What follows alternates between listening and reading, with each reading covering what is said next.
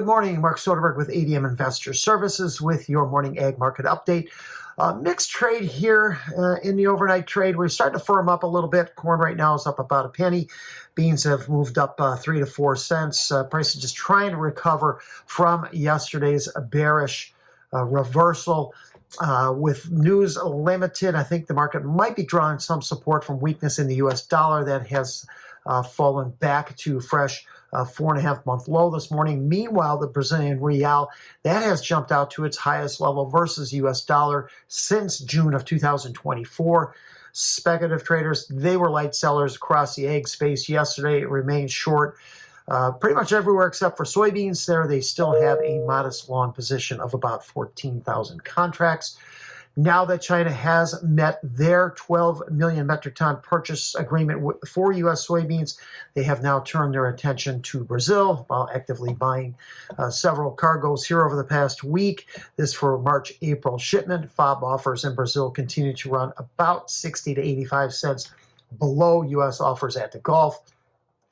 Weather in South America after better than expected rains this past weekend. East Central Argentina will be hot and dry again into early February. Widespread rains, however, are expected for week 2 of the outlook.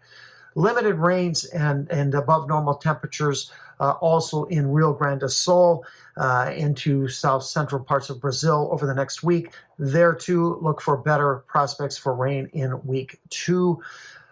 Here in the U.S., below normal temperatures to hold across the north central Midwest and eastern Corn Belt for the next week. Expect to see some gradual warming now for the western Corn Belt and northern plains. Much of the nation's midsection will hold in a drier than normal pattern for the next 2 weeks.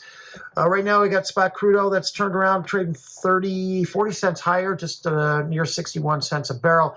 The financial markets, the U.S. stock indices are mixed, higher in the NASDAQ and S&P 500, while lower in the Dow Industrials. Corn right now up almost a penny, 4.29, holding within yesterday's range. Argentine FOB offers have now fallen below U.S. through April, then should start to provide some headwinds for a record U.S. export pace.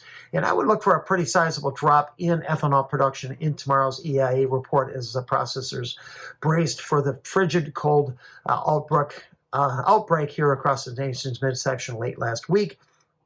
March beans up 4 at 10.65 3/4, near session highs. Major resistance at the 100-day moving average at 10.82 1/4.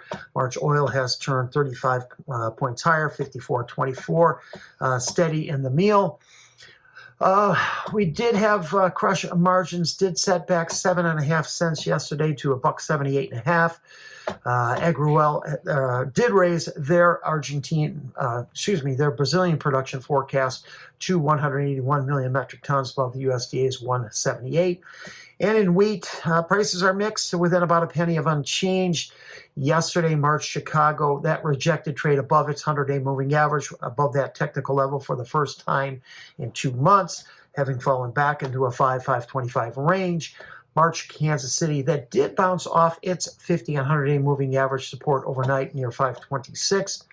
Likely be weeks before we know the extent on the winter wheat crop from the frigid outbreak this past weekend.